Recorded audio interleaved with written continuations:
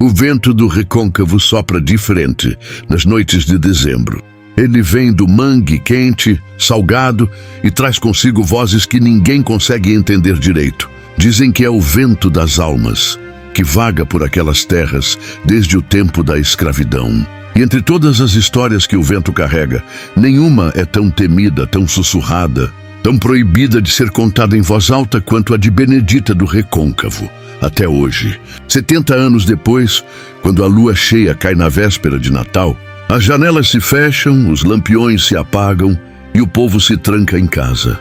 Porque dizem que, se o vento soprar do lado do mar e passar pela antiga estrada do Engenho São Tomé, ele vem chamando um nome: Benedita. Ninguém sabe se ela nasceu santa ou amaldiçoada. Só se sabe que sua história começou numa terra onde mulher preta não tinha direito nem de ter nome. Benedita era filha de escravos libertos. Nascida nos fundos do engenho do senhor Antero da Fonseca, um homem que herdou o poder do pai e o medo de perder tudo o que possuía. Era um homem de fala grossa, olhar pesado e um orgulho que cheirava a enxofre. Desde menina, Benedita aprendeu que o silêncio era a única proteção. Cresceu ouvindo o barulho das moendas, o grito dos feitor e as orações das mulheres que se escondiam para chorar. Aos 12, já trabalhava na casa grande. Aos 16, sabia costurar, cozinhar e curar feridas, tanto de corpo quanto de alma. Mas havia algo nela que inquietava. Um olhar firme demais, uma presença que parecia atravessar o tempo. O povo dizia que ela tinha o dom, que as mãos dela curavam, mas também podiam castigar. O senhor Antero notou isso cedo. E como todo homem que teme o que não compreende, quis dominar. Foi um tempo de sombra. Os filhos do senhor cresceram, vendo o pai tratar Benedita como propriedade. O mais velho, Damião, herdou o mesmo orgulho. O segundo, Elias, era o espelho do pai em arrogância. Os dois mais novos, Tiago e Josué, tinham um medo estranho dela, como se soubessem que o destino dos Fonseca estava marcado. Ninguém falava sobre o que acontecia na casa grande, mas o silêncio da fazenda pesava mais a cada ano. E então veio o Natal de 1947. A seca castigava o recôncavo. O rio corria fraco, o açúcar azedava nos tonéis, e até os sinos da igreja pareciam tocar em lamento. O povo dizia que era castigo, que o engenho estava amaldiçoado, mas o senhor Antero não acreditava em castigo. Mandou preparar uma festa grande para provar que nada o derrubaria. E como sempre fazia, ordenou que Benedita ficasse à frente dos preparos.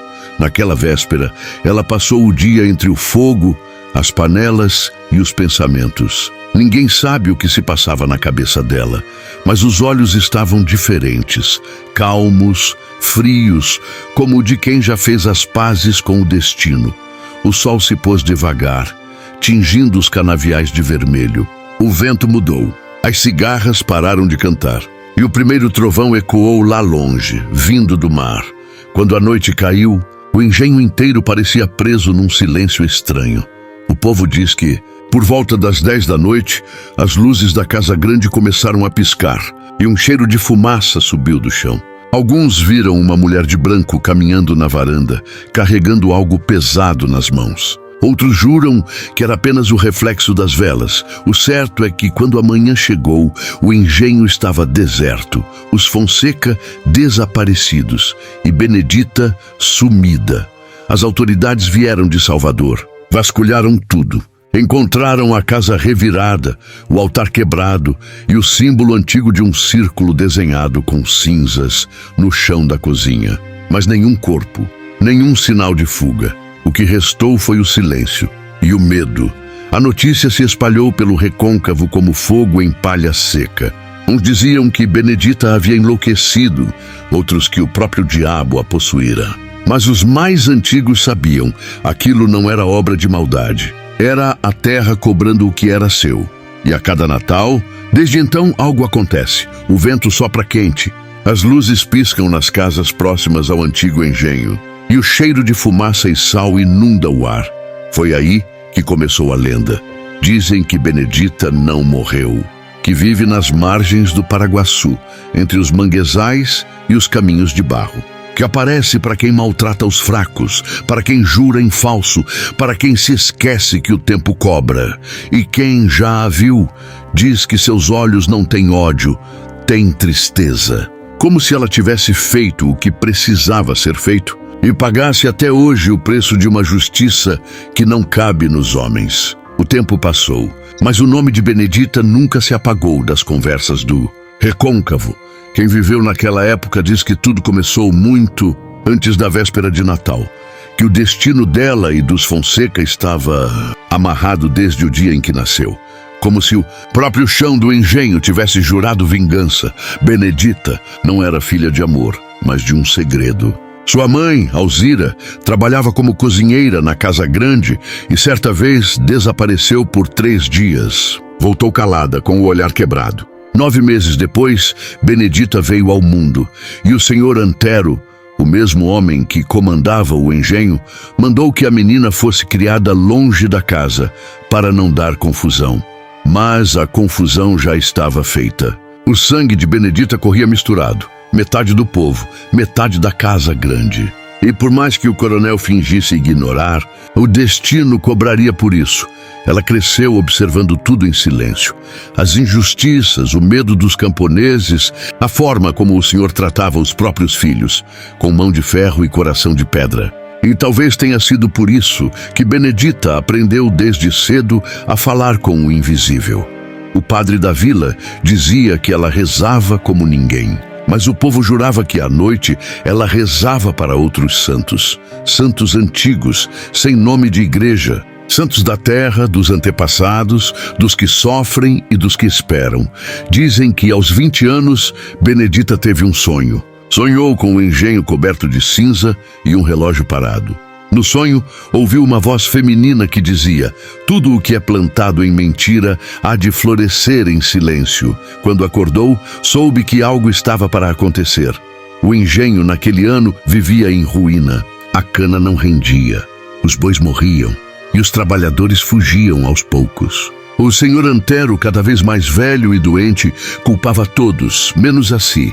E quem pagava pelos acessos de fúria dele era o povo. Principalmente Benedita.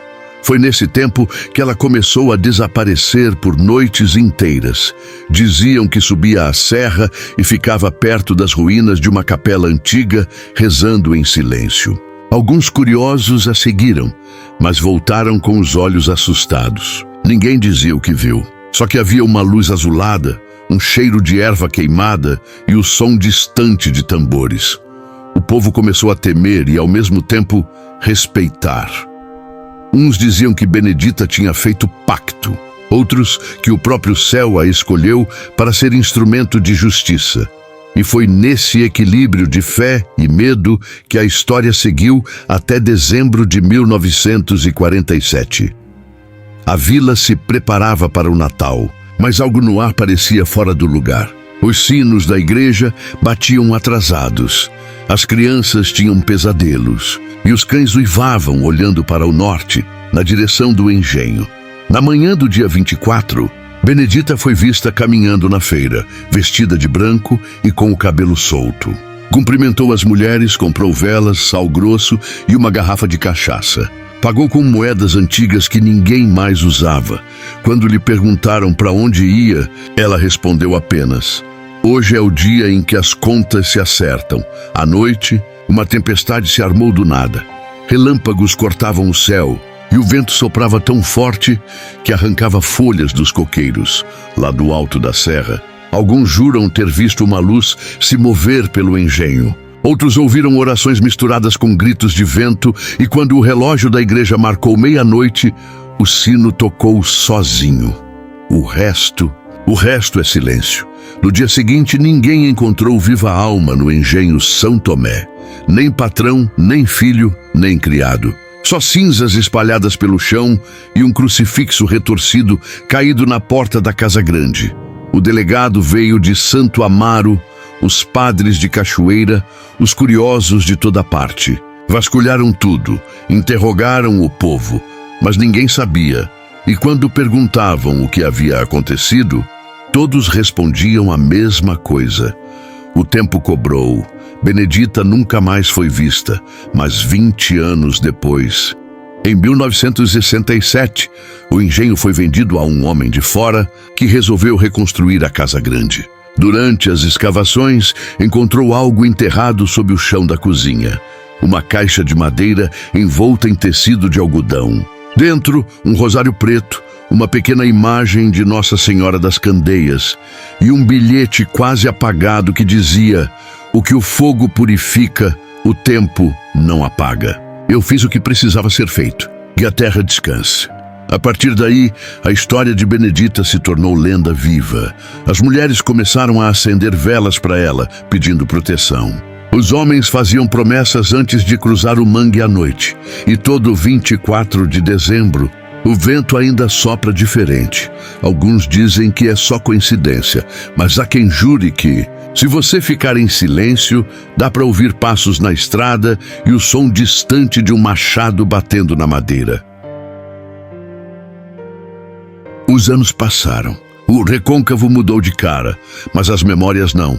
O engenho São Tomé virou ruína, depois virou fazenda de criação, depois apenas um pedaço de terra abandonado coberto de mato e silêncio. O povo cresceu, a estrada chegou e o mundo foi se esquecendo das histórias antigas. Mas a de Benedita... Não, em cada geração, sempre há alguém que jura ter visto algo na véspera de Natal. Um vulto branco atravessando a plantação. Uma lamparina acesa onde não há casa nenhuma. Um canto de mulher vindo do rio. E o mais curioso é que quanto mais o tempo passa, mais gente jura que ela aparece.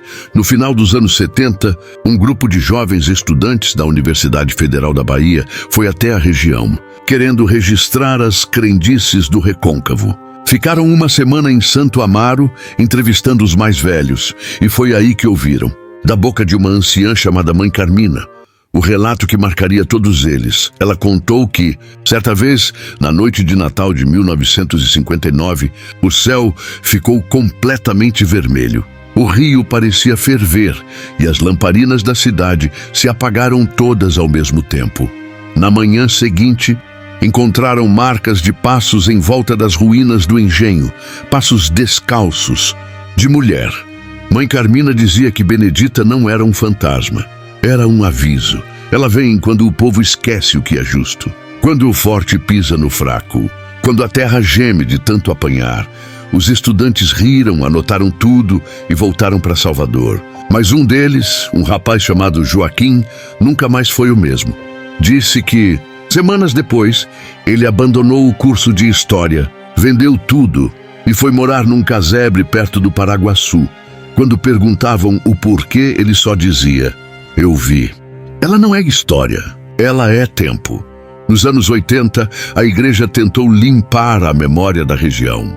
Mandaram um padre novo, vindo da capital, para pôr fim às superstições. Padre Arnaldo, seu nome. Jovem, corajoso e com fé firme. Na véspera de Natal de 1982, ele decidiu celebrar uma missa exatamente nas ruínas do engenho São Tomé.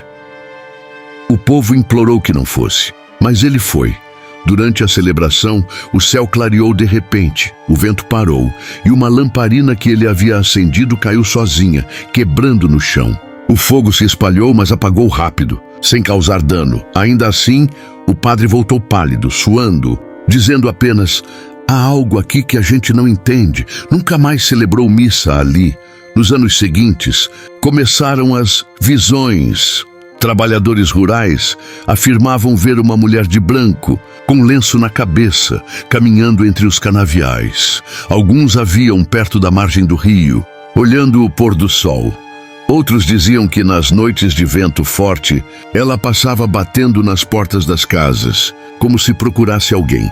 O que ninguém consegue explicar é que, em todas as vezes que alguém dizia tê-la visto, algo acontecia na região logo depois. Um coronel que perdia as terras, um político acusado de corrupção, um fazendeiro denunciado por maus tratos, como se Benedita aparecesse sempre antes da queda dos injustos. Por isso, ela virou símbolo. As mulheres mais velhas começaram a fazer promessas a ela, acendendo velas brancas nas janelas no dia 24 de dezembro. Os mais jovens, curiosos, a transformaram em personagem de cordel, em música, em teatro, mas o povo antigo ainda a chama de a que o tempo escolheu. Nos anos 2000, uma equipe de documentaristas foi ao Recôncavo gravar um filme sobre lendas urbanas da Bahia. Um dos cinegrafistas, chamado Léo, registrou algo que até hoje divide opiniões. Durante uma madrugada de gravação, no exato momento em que o relógio marcava 00, a câmera captou uma silhueta feminina passando atrás das ruínas do engenho. A imagem é tremida, mas nítida o bastante para fazer arrepiar. Quando ampliaram o quadro, viram que a mulher segurava algo na mão. Parecia um rosário. O documentário nunca foi concluído. O material ficou guardado e Léo abandonou a profissão meses depois. Quando perguntado o que tinha visto, respondeu: não foi medo, foi respeito. E assim, ano após ano, o mistério se alimenta do silêncio. Alguns estudiosos dizem que Benedita é uma metáfora da justiça que o povo não teve. Outros acreditam que ela é uma santa popular, uma espécie de guardiã invisível das mulheres, dos trabalhadores e da terra. Há quem jure que ela intercede por quem sofre injustiça, e há quem diga que ela apenas caminha, sem destino, sem paz, esperando que o mundo aprenda o que é justiça de verdade. Até hoje, nas cidades do Recôncavo, se você perguntar por Benedita, as pessoas desviam o olhar, mas sempre há uma que responde, em voz baixa: ela só aparece para quem precisa ver. E a outra coisa que ninguém gosta de comentar, na véspera de Natal, todas as lamparinas da região tremem por um instante, e o vento, quente e denso, sopra do lado do mar, como se o tempo voltasse a respirar.